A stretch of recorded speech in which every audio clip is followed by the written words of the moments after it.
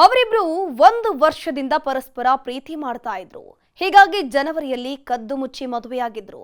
ಆದ್ರೆ ಹುಡುಗನ ಒಂದಿಷ್ಟು ಫೋಟೋ ಪುರಾಣವನ್ನ ಹೆತ್ತವರು ತೋರಿಸ್ತಾ ಇದ್ದಂತೆ ಹುಡುಗಿ ತಾಳಿಯನ್ನ ಬಿಚ್ಚಿಟ್ಟು ಹೋಗಿದ್ಲು. ಇನ್ನೇನು ಈ ಮದುವೆ ಕತೆ ಮುಗಿಯಿತು ಅನ್ನೋ ಹೊತ್ತಲ್ಲೇ ಮತ್ತೆ ಹಂಗಾಮ ಶುರುವಾಗಿದೆ.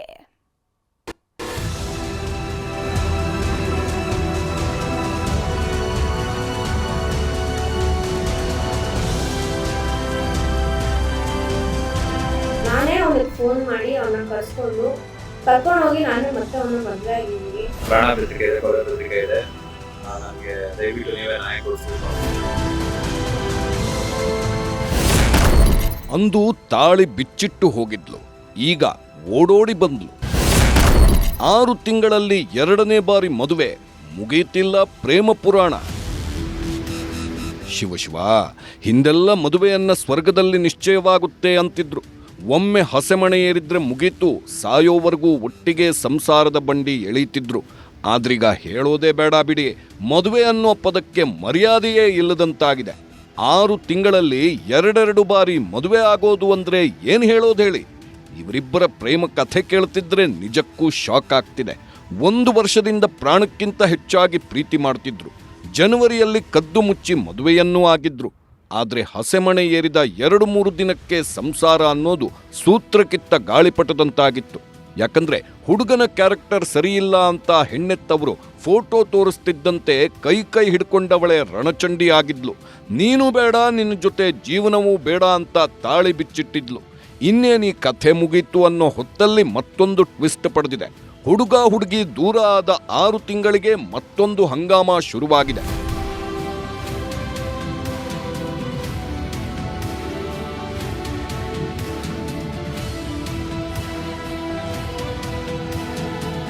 ಯಾವ ದೇವಸ್ಥಾನ ಅನ್ನೋದು ಗೊತ್ತಿಲ್ಲ, ದೇವಸ್ಥಾನ ಬಾಗಿಲು ಕೂಡ ತೆಗೆದಿಲ್ಲ, ಮಂತ್ರ ಹೇಳೋರಿಲ್ಲ, ಅಕ್ಕಪಕ್ಕದಲ್ಲಿ ಯಾರೂ ಇಲ್ಲ. ಆದರೂ ಮದುವೆ ಆಗ್ತಿದ್ದಾರೆ. 6 ತಿಂಗಳ ಹಿಂದೆ ದೇಗುಲದೊಳಗೆ ತಾಳಿ ಕಟ್ಟಿದವ ಈಗ ದೇವಸ್ಥಾನದ ಮುಂದೆ ನಿಂತ್ಕೊಂಡು ಅರಿಶಿಣದ ಕೊಂಬು ಕಟ್ಟಿದ್ದಾನೆ. ಅಂದು ತಾಳಿ ಬಿಚ್ಚಿಟ್ಟು ಹೋದವಳೇ ಮತ್ತೊಮ್ಮೆ ತಾಳಿ ಕಟ್ಟಿಸ್ಕೊಂಡಿದ್ದಾಳೆ.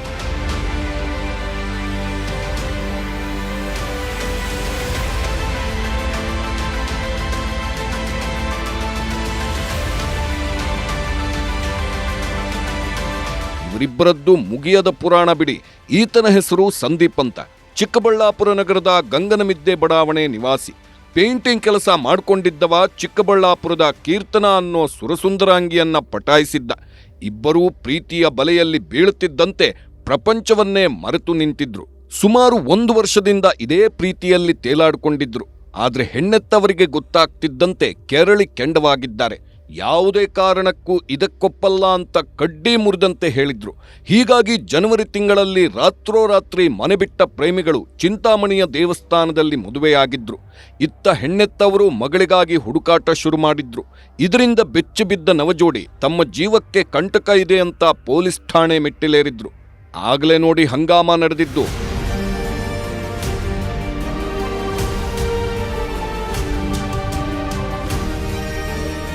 ಜೋಡಿ ಹಕ್ಕಿಗಳು ಪೊಲೀಸ್ ಠಾಣೆಗೆ ಬರ್ತಿದ್ದಂತೆ ಹೆಣ್ಣೆತ್ತವರು ಕೂಡ ಎಂಟ್ರಿ ಕೊಟ್ಟಿದ್ರು.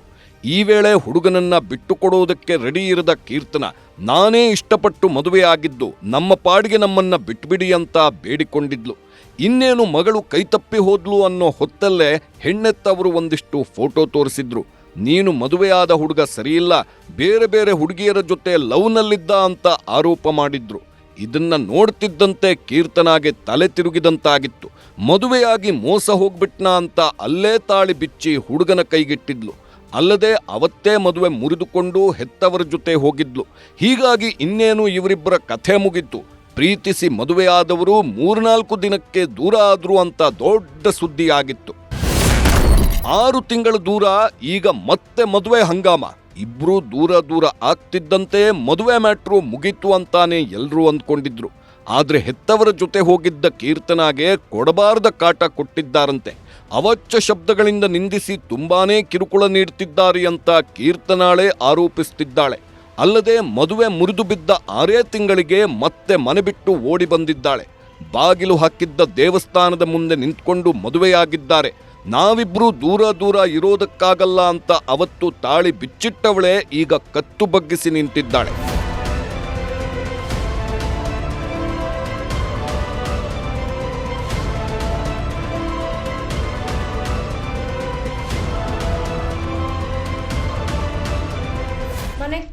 ಕರ್ಕೊಂಬಂದು ನಾನು 6 ತಿಂಗಳು ನಮ್ಮ ಮನೆಯಲ್ಲೇ ಇದ್ದೆ. 6 ತಿಂಗಳು ನನಗೆ ತುಂಬ ಟಾರ್ಚರ್ ಕೊಟ್ಬಿಟ್ರು. ನಮ್ಮ ಮನೆಯವರು ನನ್ನ ಇಷ್ಟಪಟ್ಟು ನೋಡ್ಕೊತೀವಂತ ಕರ್ಕೊಂಡು ಹೋದವರೇ ನನ್ನ ಅಂತೆಲ್ಲ ಮಾತಾಡಿದ್ರು. ಇದೆಲ್ಲ ಆದಾಗ ನನಗೆ ನಮ್ಮ ಮನೆಯವ್ರ ಜೊತೆ ಇರೋಕ್ಕೆ ಆಗಲಿಲ್ಲ. ಅವನೇ ಬೇಕು ಅಂತ ಮತ್ತೆ ವಾಪಸ್ ನಾನೇ ಅವನಿಗೆ ಫೋನ್ ಮಾಡಿ ಅವನ್ನ ಕರ್ಕೊಂಡೋಗಿ ನಾನೇ ಮತ್ತೆ ಅವನ್ನ ಮದುವೆ ಆಗಿದ್ದೀನಿ. ಕದ್ದು ಮುಚ್ಚಿ ಮದುವೆ ಆಗ್ತಿದ್ದಂತೆ ಇಬ್ಬರೂ ಅಜ್ಞಾತ ಸ್ಥಳ ಸೇರ್ಕೊಂಡಿದ್ದಾರೆ. ಅಲ್ಲಿಂದಲೇ ವಿಡಿಯೋವೊಂದನ್ನ ಮಾಡಿ ತಮ್ಮ ಅಳಲು ತೋಡ್ಕೊಂಡಿದ್ದಾರೆ. ಸಂದೀಪ್ ಹಾಗೂ ಕೀರ್ತನಾಳದ್ದು ಬೇರೆ ಬೇರೆ ಜಾತಿಯಂತೆ. ಹೀಗಾಗಿಯೇ ಕೀರ್ತನ ಮನೆಯಲ್ಲಿ ಒಪ್ಪಿಲ್ವಂತೆ. ಅಲ್ಲದೆ ನಮ್ಮ ಜೀವಕ್ಕೆ ಬೆದರಿಕೆ ಇದ್ದು ಮುಂದೆ ಏನಾದರೂ ಆದ್ರೆ ಇವರೇ ಹೊಣೆ ಅಂತ ಕಣ್ಣೀರಿಟ್ಟಿದ್ದಾರೆ. ಹುಡುಗಿ ನಿನ್ನೆ ಫೋನ್ ಮಾಡಿಬಿಟ್ಟು ನನಗೆ ಎಲ್ಲಿದ್ಯಾ ಬಾ, ನಾನು ನಿನ್ನ ಬಿಟ್ಟಿರೋಕ್ಕಾಗ್ತಲ್ಲ, ಮದುವೆ ಮಾಡ್ಕೊ ನನ್ನ ಅಂತೆಲ್ಲ ಹೇಳಿ ಆ ಹುಡುಗಿ ನನ್ನ ಕರ್ಕೊಂಬಂದಿದ್ದಾಳೆ. ಈಗ ನನಗೆ ಇವಾಗ ನನ್ನ ಸ್ಟೇಷನ್ಗೆ ಬರೋಕ್ಕೂ ನನಗೆ ಭಯ ಆಗ್ತಾ ಇದೆ. ನನಗೆ ಪ್ರಾಣ ಬೆದರಿಕೆ ಇದೆ, ಕೊಲೆ ಬೆದರಿಕೆ ಇದೆ. ನನಗೆ ದಯವಿಟ್ಟು ನೀವೇ ನ್ಯಾಯ ಕೊಡಿಸ್ಬೇಕು ಅಂತ ಈ ವಿಡಿಯೋ ಮಾಡ್ತಾ ಇದ್ದೀನಿ ನಾನು. ಒಟ್ನಲ್ಲಿ ಪ್ರೀತಿ ಹೆಸರಲ್ಲಿ 2 ಬಾರಿ ಮದುವೆ ಆದವರು ಈಗ ರಕ್ಷಣೆಗಾಗಿ ಮೊರೆ ಇಡುತ್ತಿದ್ದಾರೆ. ಕಳೆದ ಬಾರಿ ಪೊಲೀಸ್ ಠಾಣೆಗೆ ಹೋಗ್ತಿದ್ದಂತೆಯೇ ಹಂಗಾಮ ನಡೆದಿತ್ತು. ಹೀಗಾಗಿ ಈ ಬಾರಿ ಮತ್ತಿನ್ನೇನೇನಾಗುತ್ತೋ ಕಾದು ನೋಡಬೇಕು. Dattatreya M, news 18, Chikkaballapur. ಅವರಿಬ್ರು ಖತರ್ನಾಕ್ ಕಳ್ಳರು. ಹಗಲು ಹೊತ್ತಲ್ಲೇ ಮೊಬೈಲ್ ರಾಬರಿಗೆ ಇಳ್ಕೊಂಡಿದ್ರು. ಅಂದುಕೊಂಡಂತೆ ಮೊಬೈಲ್ ಎಗರಿಸಿದವರಿಗೆ ಎದುರಿಗಿದ್ದವ ಶಾಕ್ ಕೊಟ್ಟಿದ್ದ. ಎಲ್ಲಿ ಜನರ ಕೈಯಲ್ಲಿ ತಗ್ಲಾಕೊಳ್ತೀವೋ ಅಂತ ಓಡ್ತಿದ್ದವರಿಗೆ ವಿಧಿ ಸಾವಿನ ಹೊಡೆತ ಕೊಟ್ಟಿದೆ.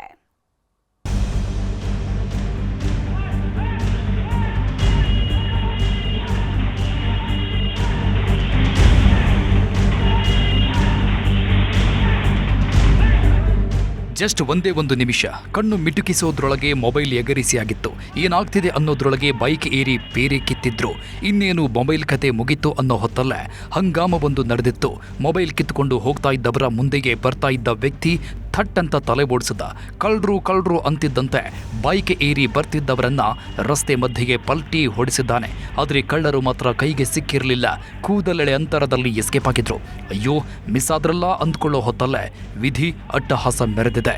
ಜನರ ಕೈಯಿಂದ ಬಚಾವಾಗಿ ಹೋದವ ಯಮನ ಕೈಯಿಂದ ತಪ್ಪಿಸಿಕೊಳ್ಳೋದ್ರಲ್ಲಿ ಸೋತಿದ್ದಾನೆ. ಮೊಬೈಲ್ ಕದಿಯೋಕೆ ಬಂದವರಿಗೆ ಸಾವಿನ ಶಾಕ್. ಜನರ ಕೈಯಿಂದ ಮಿಸ್ ಆದ್ರೂ ಸಾವಿನ ಬಲೆಗೆ ಬಿದ್ರು. ವಿಧಿಯಾಟ ಅನ್ನೋದು ಇದಕ್ಕೆ ನೋಡಿ. ಯಾರ ಕೈಯಿಂದ ಬೇಕಾದರೂ ತಪ್ಪಿಸಿಕೊಳ್ಳಬಹುದು, ಆದರೆ ವಿಧಿಯ ಸಂಚಿಂದ ತಪ್ಪಿಸಿಕೊಳ್ಳೋದಕ್ಕಾಗಲ್ಲ. ಈ ದೃಶ್ಯ ನೋಡ್ತಿದ್ರೆ ನಿಜಕ್ಕೂ ಭಯ ಆಗ್ತದೆ. ಹಾಡ ಹಗಲಲ್ಲೇ 10 ಜನರ ಮಧ್ಯೆಗೆ ಹೇಗೆ ಕೈಚಳಕ ತೋರಿಸ್ತಾರೆ ನೋಡಿ. ಜನರ ಭಯವಿಲ್ಲ, ಸಿಕ್ಕಾಕೊಂಡ್ರೆ ಏನಾಗುತ್ತೆ ಅನ್ನೋ ಅಂಜಿಕೆ ಇಲ್ಲ. ಜೂನ್ 15ನೇ ತಾರೀಖು ಸಂಜೆ 5 ಗಂಟೆ ಸಮಯ. ಕಬ್ಬನ್ಪೇಟೆಯ 14ನೇ ಕ್ರಾಸ್ ರಸ್ತೆಯಲ್ಲಿ ವಕೀಲರೊಬ್ಬರು ಫೋನ್ನಲ್ಲಿ ಮಾತಾಡ್ತಾ ಬರ್ತಿದ್ರು. ಈ ವೇಳೆ ಬೈಕ್ನಲ್ಲಿ ಬಂದ ಅರ್ಬಾಜ್ ಹಾಗೂ ಜುನೈದ್ ಕ್ಷಣ ಮಾತ್ರದಲ್ಲಿ ಮೊಬೈಲ್ ಎಗರಿಸಿದ್ರು. ಇನ್ನೇನು ಮೊಬೈಲ್ ಹೋಯ್ತು ಅಂತ ಕೂಗಾಡೋದಕ್ಕೆ ಶುರು ಮಾಡ್ತಾ ಇದ್ದಂತೆ ಎದುರಿಗೆ ಬರ್ತಾ ಇದ್ದ ವ್ಯಕ್ತಿ ಸಮಯ ಪ್ರಜ್ಞೆ ತೋರಿಸಿದ್ದಾನೆ. ತಲೆ ಮೇಲೆ ಹೊತ್ಕೊಂಡಿದ್ದ 60 kgಯ ಮೂಟೆಯನ್ನ ಬೈಕ್ ಮೇಲೆ ಎಸೆದಿದ್ದಾನೆ.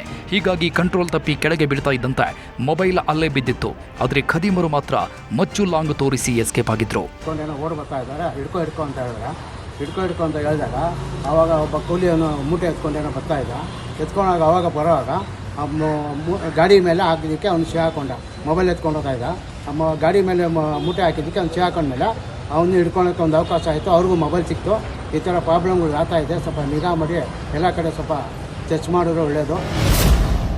ಮೊಬೈಲ್ ಕದ್ದು ಓಡ್ತಾ ಇದ್ದವನ ಹೃದಯ ಛಿದ್ರ. ಬೈಕ್ ನೆಲಕ್ಕೆ ಬೀಳ್ತಾ ಇದ್ದಂತೆ ಬೈಕನ್ನು ಅಲ್ಲೇ ಬಿಟ್ಟು ಓಡೋದಕ್ಕೆ ಶುರು ಮಾಡಿದ್ರು. ಜನರಿಗೆ ಮಚ್ಚು ತೋರಿಸಿದ್ರಿಂದ ಯಾರೂ ಹಿಡಿಯೋದಕ್ಕೆ ಹೋಗಿರಲಿಲ್ಲ. ಆದರೆ ಭಯದಲ್ಲಿ ಒಂದಿಷ್ಟು ದೂರ ಓಡಿದ ಜುನೈದ್ಗೆ ಫುಲ್ ಸುಸ್ತಾಗಿದೆ. ಹೀಗಾಗಿ ದಾರಿ ಮಧ್ಯೆಯೇ ಫುಟ್ಪಾತ್ ಮೇಲೆ ಕುಳಿತಿದ್ದಾನೆ. ಈತನಿಗೆ ಮೊದಲೇ ಹೃದಯ ಸಂಬಂಧಿ ಕಾಯಿಲೆ ಇತ್ತಂತೆ. ಹೀಗಾಗಿ ಕೂತಲ್ಲೇ ಹಾರ್ಟ್ ಅಟ್ಯಾಕ್ ಆಗಿ ಜೀವ ಬಿಟ್ಟಿದ್ದಾನೆ.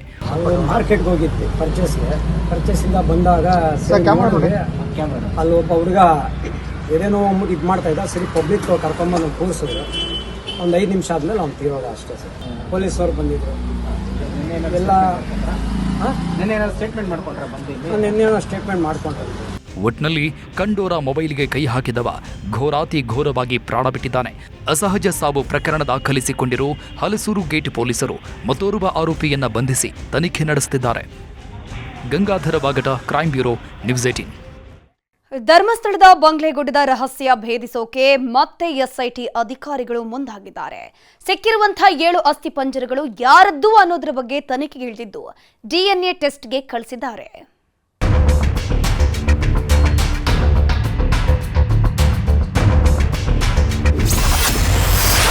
ಬಂಗ್ಲೆಗುಡ್ಡೆ ರಹಸ್ಯ ಭೇದಿಸಲು ಎಸ್ಐಟಿ ಕಸರತ್ತು. ಪತ್ತೆಯಾದ 7 ಅಸ್ಥಿಪಂಜರಗಳದ್ದೇ ನಿಗೂಢ ಕಥೆ. ಜಸ್ಟ್ ಒಂದೇ 1 ವರ್ಷದ ಹಿಂದೆ ಧರ್ಮಸ್ಥಳದ ಬುರುಡೆ ಪ್ರಕರಣ ಇಡೀ ದೇಶವನ್ನೇ ಬೆಚ್ಚಿ ಬೀಳಿಸಿತ್ತು. ಅಲ್ಲಿ ಹೆಣ ಹುಟ್ಟಿದ್ದೇ, ಇಲ್ಲಿ ಸಮಾಧಿ ಮಾಡಿದ್ದೆ ಅಂತ ಕಥೆ ಹೇಳಿದ್ದ ಚಿನ್ನಯ್ಯನ ಹೇಳಿಕೆ ಕೇಳಿ ಎಲ್ಲರೂ ಬೆಪ್ಪಾಗಿ ಹೋಗಿದ್ರು. ಇದೇನಿದು, ಭಗವಂತನ ಸನ್ನಿಧಿಯಲ್ಲಿ ಇಂಥ ಸುದ್ದಿಗಳು ಕೇಳಿ ಬರ್ತಿವೆಯಲ್ಲ ಅಂತ ಕಣ್ಣರಳಿಸಿ ನೋಡಿದ್ರು. ಆದ್ರೆ ಚಿನ್ನಯ್ಯ ತೋರಿಸಿದ ಜಾಗದಲ್ಲಿ ಸಿಕ್ಕಿದ್ದು ಮಾತ್ರ 3 ಮತ್ತೊಂದು ಮೂಳೆ. ಹೀಗಾಗಿ ಸುದ್ದಿಯಾದಷ್ಟೇ ವೇಗದಲ್ಲಿ ಠುಸ್ಸಾಗಿ ಹೋಗಿತ್ತು. ಇದರ ಬೆನ್ನಲ್ಲೇ ಈಗ ಬಂಗ್ಲೆಗುಡ್ಡೆಯ ಭೂಮಿಯ ಮೇಲ್ಭಾಗದಲ್ಲಿ ಸಿಕ್ಕಿದ ಅಸ್ಥಿಪಂಜರದ ರಹಸ್ಯ ಕೆದಕೋದಕ್ಕೆ ಎಸ್ಐಟಿ ಅಧಿಕಾರಿಗಳು ಮುಂದಾಗಿದ್ದಾರೆ.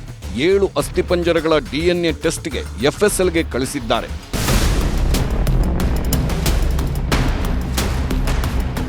ಬುರುಡೆ ರಹಸ್ಯ ಬೆನ್ನತ್ತಿರೋ ಅಧಿಕಾರಿಗಳು ಈಗ ಅಸ್ಥಿಪಂಜರದ ಮರ್ಮ ಭೇದಿಸೋದಕ್ಕೆ ಶುರು ಮಾಡಿದ್ದಾರೆ.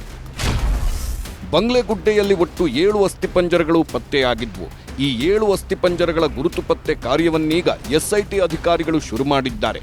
7 ಅಸ್ಥಿಪಂಜರಗಳನ್ನ DNA ಟೆಸ್ಟ್ಗೆ ಕಳಿಸಿರುವ ಎಸ್ಐಟಿ ರಾಜ್ಯದಲ್ಲಿ ನಾಪತ್ತೆಯಾಗಿರುವವರ ಬಗ್ಗೆ ಮಾಹಿತಿ ಸಂಗ್ರಹಿಸುತ್ತಿದ್ದಾರೆ. ಕೇರಳಂ, ತೆಲಂಗಾಣದ ಮಿಸ್ಸಿಂಗ್ ಕೇಸ್ಗಳ ಬಗ್ಗೆಯೂ ಪರಿಶೀಲನೆ ನಡೆಸುತ್ತಿದ್ದು, ಧರ್ಮಸ್ಥಳಕ್ಕೆ ಬಂದು ನಾಪತ್ತೆಯಾದವರ ಬಗ್ಗೆ ಹೆಚ್ಚಿನ ನಿಗಾ ವಹಿಸಿದ್ದಾರೆ. ಈಗಾಗಲೇ 8 ಕುಟುಂಬಗಳ ರಕ್ತದ ಮಾದರಿ ಸಂಗ್ರಹಿಸಲಾಗಿದ್ದು, ಇನ್ನೂ 9 ಕುಟುಂಬಗಳ ರಕ್ತದ ಮಾದರಿ ಸಂಗ್ರಹಕ್ಕೆ ಸಿದ್ಧತೆ ನಡೆಸಿದ್ದಾರೆ.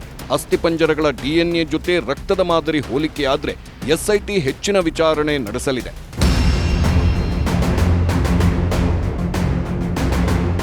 ಧರ್ಮಸ್ಥಳದ ಬುರುಡೆ ಪ್ರಕರಣಕ್ಕೆ ದಿನಕ್ಕೊಂದು ಅಪ್ಡೇಟ್ ಆಗ್ತಿದೆ. ಕಳೆದ ವರ್ಷ ಸೆಪ್ಟೆಂಬರ್ ತಿಂಗಳಲ್ಲಿ ನಡೆದ ಬಂಗ್ಲೆಗುಡ್ಡದ ಶೋಧ ಕಾರ್ಯ ಇಡೀ ರಾಜ್ಯವನ್ನೇ ನಡುಗಿಸಿತ್ತು. ಈ ವೇಳೆ ಕೆಲ ಮೂಳೆಗಳ ಜೊತೆಗೆ ವಾಕಿಂಗ್ ಸ್ಟಿಕ್, ಪ್ಯಾನ್ ಕಾರ್ಡ್ ಸೇರಿದಂತೆ ಹಲವು ವಸ್ತುಗಳು ಸಿಕ್ಕಿದ್ವು. ಆದರೆ ರಹಸ್ಯ ಮಾತ್ರ ಬಿಚ್ಚಿಕೊಂಡಿರಲಿಲ್ಲ. ಹೀಗಾಗಿ ಈಗ ಅಸ್ಥಿಪಂಜರದ ರಹಸ್ಯ ಕೆದಕೋ ಕೆಲಸ ಮಾಡುತ್ತಿದ್ದಾರೆ. ಕಿಶನ್ ಶೆಟ್ಟಿ, ನ್ಯೂಸ್ 18, ಮಂಗಳೂರು. ರಾಜ್ಯ ಪೊಲೀಸ್ ಇಲಾಖೆ ಮತ್ತೆ ಮುಜುಗರಕ್ಕೀಡಾಗ್ತಾ ಇದೆ. ಜನಸ್ನೇಹಿಯಾಗಿರಬೇಕಿದ್ದ ಪೊಲೀಸರು ಜನರನ್ನೇ ಸುಲಿಗೆ ಮಾಡೋದಕ್ಕೆ ನಿಂತಿದ್ದಾರಾ ಅನ್ನೋ ಅನುಮಾನ ಹುಟ್ಟಿಸಿದೆ. ಯಾಕಂದ್ರೆ 20 ಲಕ್ಷದ ಆಸೆಗೆ ಬಿದ್ದ ಪೊಲೀಸ್ ಅಧಿಕಾರಿ ಹಾಡಹಗಲಲ್ಲೇ ದರೋಡೆ ಮಾಡಿಸಿದ್ದಾರೆ.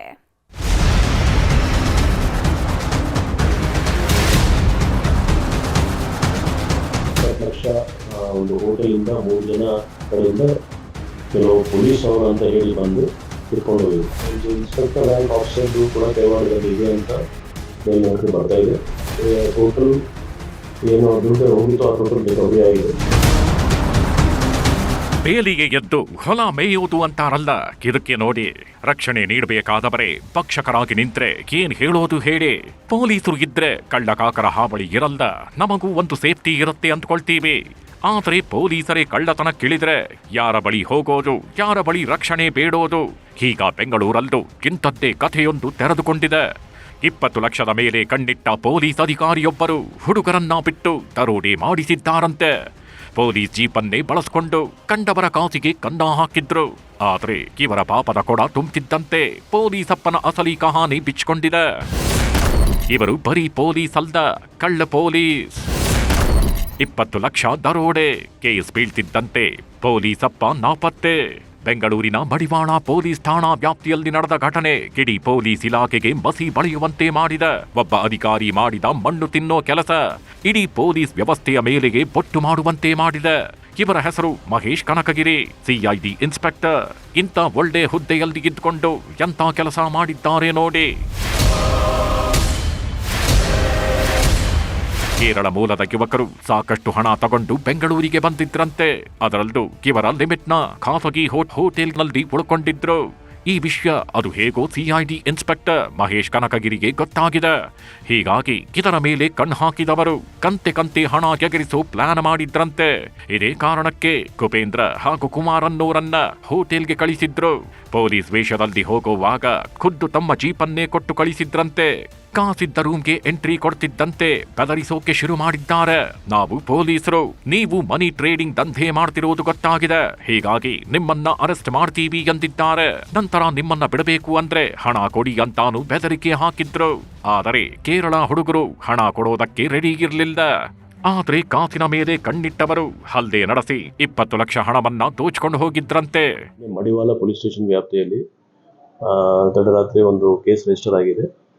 ಅದರಲ್ಲಿ 20 ಲಕ್ಷ ಒಂದು ಹೋಟೆಲಿಂದ 3 ಜನ ಕಡೆಯಿಂದ ಕೆಲವು ಪೊಲೀಸ್ ಅವರು ಅಂತ ಹೇಳಿ ಬಂದು ಕಿತ್ಕೊಂಡು ಹೋಗಿದೆ. ಈಗ ಟೋಟಲ್ ಏನು ದುಡ್ಡು ಹೋಗಿತ್ತು ಆ ಟೋಟಲ್ ರಿಕವರಿ ಆಗಿದೆ. ಮತ್ತು ಟೋಟಲ್ ರಿಕವರಿ ಪ್ಲಸ್ ಜನ ಕೂಡ ಸಿಕ್ಕಿದ್ದಾರೆ ಕೆಲವರು. ಯಾವಾಗ 20 ಲಕ್ಷ ಹಣವನ್ನ ದರೋಡೆ ಮಾಡ್ಕೊಂಡು ಹೋದ್ರು, ಹಣ ಕಳ್ಕೊಂಡವರು ಪೊಲೀಸ್ ಕಂಟ್ರೋಲ್ ರೂಮ್ಗೆ ಕರೆ ಮಾಡಿದ್ದಾರೆ. ನಂತರ ಮಡಿವಾಳ ಠಾಣೆಗೆ ಬಂದು ಖುದ್ದು ದೂರು ನೀಡಿದ್ರು. ಇಂಟ್ರೆಸ್ಟಿಂಗ್ ವಿಷಯ ಅಂದ್ರೆ ದುಡ್ಡು ಕಸ್ಕೊಂಡು ಹೋಗುವ ದೃಶ್ಯಾವಳಿಗಳನ್ನ ಮೊಬೈಲ್ನಲ್ಲಿ ರೆಕಾರ್ಡ್ ಮಾಡ್ಕೊಂಡಿದ್ರಂತೆ. ಆ ಸಾಕ್ಷಿಯನ್ನ ಪೊಲೀಸರ ಮುಂದಿಟ್ಟಿದ್ರು. ಜೊತೆಗೆ ಸಿಸಿಟಿವಿ ಮಾಹಿತಿಯನ್ನು ಕಲೆ ಹಾಕಿದ ಡಿಸಿಪಿ ಮೊಹಮ್ಮದ್ ಸುಜೀತಾ ನೇತೃತ್ವದ ಟೀಮ್ ಆರೋಪಿ ಉಪೇಂದ್ರನನ್ನ ಲಾಕ್ ಮಾಡಿದೆ. ಆಗ್ಲೇ ನೋಡಿ ಅಸಲಿ ಸತ್ಯ ಹೊರಬಿದ್ದಿದ್ದು. ಸಿಐಡಿ ಇನ್ಸ್ಪೆಕ್ಟರ್ ಮಹೇಶ್ ಕನಕಗಿರಿ ಸೂಚನೆಯಂತೆಯೇ ಈ ಕೃತ್ಯ ಎಸಗಿದ್ದಾಗಿ ಸತ್ಯ ಒಪ್ಕೊಂಡಿದ್ದಾರೆ. ಈ ಸಂಬಂಧ ಹಣ ಹಾಗೂ ಪೊಲೀಸ್ ಜೀಪನ್ನ ಸೀಸ್ ಮಾಡಿರೋ ಪೊಲೀಸರು ಇನ್ಸ್ಪೆಕ್ಟರ್ ಮಹೇಶ್ಗೆ ಬಲೆ ಬೀಸಿದ್ದಾರೆ. ಆದ್ರೆ ಇನ್ಸ್ಪೆಕ್ಟರ್ ಮಾತ್ರ ಫೋನ್ ಸ್ವಿಚ್ ಆಫ್ ಮಾಡಿಕೊಂಡು ತಲೆ ಮರೆಸ್ಕೊಂಡಿದ್ದಾರೆ. ಅವರು ಒಬ್ಬ ಇನ್ಸ್ಪೆಕ್ಟರ್ ರ್ಯಾಂಕ್ ವ್ಯಕ್ತಿ ಕೂಡ ಇದರಲ್ಲಿ ಶಾಮೀಲ್ ಇರ್ಬೋದಂತ ಹೇಳ್ಬಿಟ್ಟು ಮಾಹಿತಿ ಬರ್ತಾ ಇದೆ. ಆಧಾರದ ಮೇಲೆ ನಮ್ಮ ತನಿಖೆ ನಡೀತಾ ಇದೆ. ಏನು ವೆಹಿಕಲ್ ಯೂಸ್ ಆಗಿತ್ತು ಆ ವೆಹಿಕಲ್ ನಾವು ಸೀಸ್ ಮಾಡಿದ್ದೀವಿ. ಒಂದು ಇನ್ಸ್ಪೆಕ್ಟರ್ ರ್ಯಾಂಕ್ ಆಫೀಸರ್ದು ಕೂಡ ಕೈವಾಡ ಇದರಲ್ಲಿ ಇದೆ ಅಂತ ಮೇಲ್ನೋಟಕ್ಕೆ ಬರ್ತಾ ಇದೆ. ತನಿಖೆ ಇನ್ವೆಸ್ಟಿಗೇಷನ್ ನಡೀತಾ ಇದೆ. ಈಗ ಸದ್ಯ ತಲೆ ಮರೆಸ್ಕೊಂಡಿರೋ ಇನ್ಸ್ಪೆಕ್ಟರ್ಗಾಗಿ ಬಲೆ ಬೀಸಿರೋ ಪೊಲೀಸರು ಹಣದ ಮೂಲಕ್ಕೆ ಕೈ ಹಾಕಿದ್ದಾರೆ. ಇಷ್ಟು ಪ್ರಮಾಣದ ಹಣವನ್ನ ತಂದಿದ್ಯಾಕೆ ಅನ್ನೋದರ ತನಿಖೆಯನ್ನು ನಡೆಸುತ್ತಿದ್ದಾರೆ. ಇದು ಹಮಾಲ ಹಣಾನ ಅಥವಾ ಬೇರೆ ದಂಧೆಗೆ ತಂದಿದ್ದ ಅನ್ನೋದನ್ನ ಕೆದಕ್ತಿದ್ದಾರೆ. ಕ್ಯಾಮ್ರಾ ಪರ್ಸನ್ ವೆಂಕಟೇಶ್ವರಲು ಜೊತೆ ಗಂಗಾಧರ್ ವಾಗಟ, ಕ್ರೈಮ್ ಬ್ಯೂರೋ, ನ್ಯೂಸ್ 18.